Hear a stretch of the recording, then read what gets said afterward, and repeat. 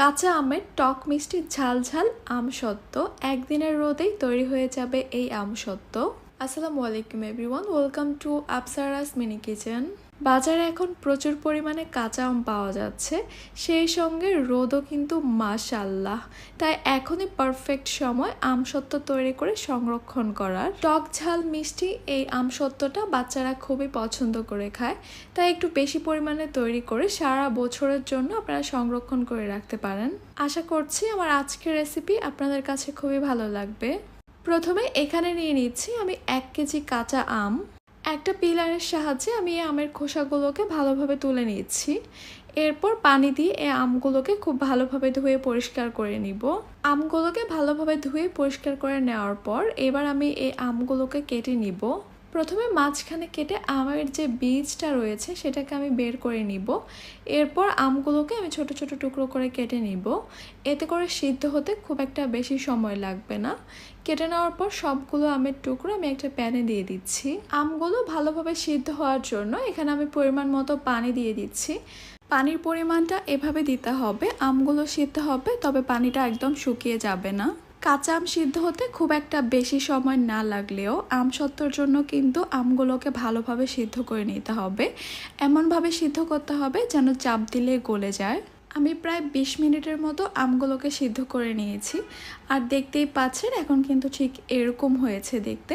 একটু খেয়াল করলেই দেখতে পারবেন আমের যে বড় টুকরোগুলো আছে ওগুলোকে চাপ দিলেই কিন্তু খুব সুন্দরভাবে গলে যাচ্ছে। তার মানে আমাদের এই আমগুলো কিন্তু ঠিকঠাকভাবে সিদ্ধ হয়েছে। এবার আমের এই মিশ্রণটাকে আমি চুলা থেকে নামিয়ে কিছুটা ঠান্ডা করে নিব। কিছুটা ঠান্ডা হয়ে যাওয়ার পর আমি একটা ছাঁকনিতে নিয়ে নিচ্ছি।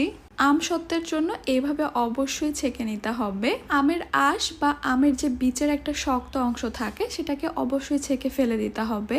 ছেঁকে নেওয়া হয়ে গেছে, আমরা এখন খুব স্মুথ একটা আমের পিউরি পেয়েছি। এরপর আমের এই পিউরিটাকে আমি আবারও প্যানে নিয়ে নিচ্ছি। আর দেখতেই পাচ্ছেন এখানে কিন্তু বেশ ঘন একটা পিউরি তৈরি হয়েছে।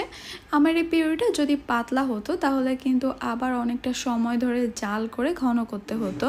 যেহেতু আমের এই পিউরিটা অনেক বেশি ঘন, তাই অনবরত নাড়তে থাকতে হবে, তা না হলে কিন্তু নিচ থেকে লেগে যাবে। আমসত্ত্বের এই মিশ্রণটা যদি প্যানের গায়ে লেগে যায় তাহলে কিন্তু পোড়া একটা স্মেল আসবে, আর আমসত্ত্বটা খেতেও তিতা লাগবে। তাই অনবরত নাড়তে থাকতে হবে শুরু থেকে শেষ পর্যন্ত। কিছুক্ষণ জাল করে নেওয়ার পর আমি এখানে দিয়ে দিচ্ছি 1 কাপ চিনি। 1 কাপ চিনিতে খুব একটা বেশি মিষ্টি হবে না, কারণ কাঁচা আম অনেক বেশি টক থাকে। এরপর অনবরত নেড়েচেড়ে আমি চিনিটাকে ভালোভাবে মিশিয়ে নিচ্ছি, চিনিটা ভালোভাবে গলে যাওয়া পর্যন্ত। আমি আবারও বলছি আমের এই মিশ্রণটা কিন্তু অনেক বেশি ঘন, তাই নাড়াচাড়া কোনোভাবে অফ করা যাবে না। শুরু থেকে শেষ পর্যন্ত অনবরত নাড়তে থাকতে হবে। কিছুক্ষণ জাল করে নেওয়ার পর চিনিটা ভালোভাবে গলে গেছে আর মিশ্রণটা কিন্তু ফুটে উঠেছে। ঠিক এই অবস্থায় আমি এখানে দিয়ে দিব 1 চা চামচ লবণ, দিয়ে দিচ্ছি 1/2 চা চামচ বিট লবণ, কালো গোলমরিচের গুঁড়া দিয়ে দিচ্ছি 1/4 টিস্পুন। এই সব কিছুকে আমি খুব ভালোভাবে একসঙ্গে মিশিয়ে নিচ্ছি। সব কিছু ভালোভাবে মিশিয়ে নেওয়া হয়ে গেলে এখানে আমি দিয়ে দিব 2 থেকে 3 ফোঁটার মতো গ্রিন ফুড কালার।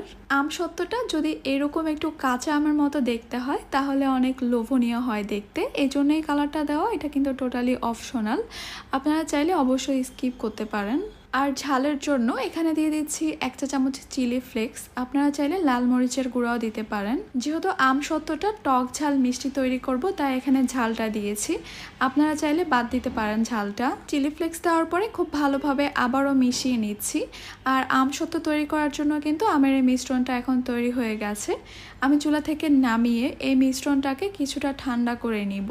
আমসত্ত্ব রোদে দেওয়ার জন্য আমি একটা স্টিলের ট্রে নিয়ে নিয়েছি, এর মধ্যে আমি কিছুটা তেল ব্রাশ করে দিচ্ছি। এরপর আমের মিশ্রণটা এখানে নিয়ে নিচ্ছি। আমসত্ত্বটা আমি খুব একটা ভারী করব না, কিছুটা পাতলাই রাখবো, তাই এখানে খুব বেশি পরিমাণে আমের মিশ্রণ দেওয়া যাবে না। এরপর ট্রেটা ধরে আমের এই মিশ্রণটাকে আমি চারপাশে ঘুরিয়ে ছড়িয়ে নিচ্ছি। এভাবে করে আমি আরেকটা ট্রের মধ্যেও এই আমসত্ত্বের মিশ্রণটা নিয়ে নিয়েছি। এবার এগুলোকে রোদে দেওয়ার পালা। বারান্দায় বা ছাদে যেখানে আপনাদের সুবিধা মনে হয় সেইখানে এই আমসত্ত্বটাকে শুকিয়ে নিতে হবে পুরো 1 দিনের জন্য। যেহেতু আমি আমার এই আমসত্ত্বগুলোকে পাতলা রেখেছি তাই 1 দিনের রোদে আমার এই আমসত্ত্বগুলো একদম ভালোভাবে শুকিয়ে গেছে। আর ট্রের মধ্যে তেল দেওয়ার কারণে কিন্তু আমসত্ত্বটা খুব সুন্দরভাবে উঠে আসছে। যদি আপনাদের কাছে মনে হয় একদিনের রোদে আপনাদের আমসত্ত্বটা ঠিকঠাকভাবে শুকায়নি বা এভাবে উঠে আসছে না ট্রে থেকে, তাহলে আরও একটা দিন আপনারা রোদে রাখতে পারেন। আর এই সময়টা পারফেক্ট, কারণ রোদের যে তাপমাত্রা, আমার মনে হয় একদিনের বেশি সময় লাগবে না আমসত্ত্ব হতে। আমসত্ত্বগুলোকে আমি এরকম চিকন করে কেটে নিয়েছি। আপনারা চাইলে আরও চিকন করে কেটে ম্যাঙ্গো বারের মতো সংরক্ষণ করতে পারেন। এভাবে যদি একটা এয়ারটাইট বক্সে নিয়ে নর্মাল ফ্রিজে রেখে দেন, তাহলে কিন্তু 1 বছরের মতো আপনারা এই আমসত্ত্বটাকে খেতে পারবেন। আর দেখতেই পাচ্ছেন আমসত্ত্বগুলো কতটা লোভনীয় হয়েছে। আমার দেখেই কিন্তু এখনই মুখে পানি চলে আসছে। শুধু আমার না, আমার মনে হয় এই আমসত্ত্বটা দেখলে সবার মুখেই পানি চলে আসবে। টক মিষ্টি ঝাল ঝাল এই আমসত্ত্বগুলো আমার মনে হয় যদি কেউ একবার ট্রাই করে, সেই কিন্তু এই আমসত্ত্বটার ফ্যান হয়ে যাবে। এত লোভনীয় আর এত আকর্ষণীয় হয়েছে, আর খেতেও কিন্তু অনেক বেশি মজা হয়েছে। আশা করছি আমার আজকের রেসিপি আপনাদের কাছে খুবই ভালো লেগেছে আর সহজও লেগেছে। তাহলে আজকে এ পর্যন্তই। সবাই অনেক বেশি ভালো থাকবেন, সুস্থ থাকবেন। আল্লাহ হাফেজ।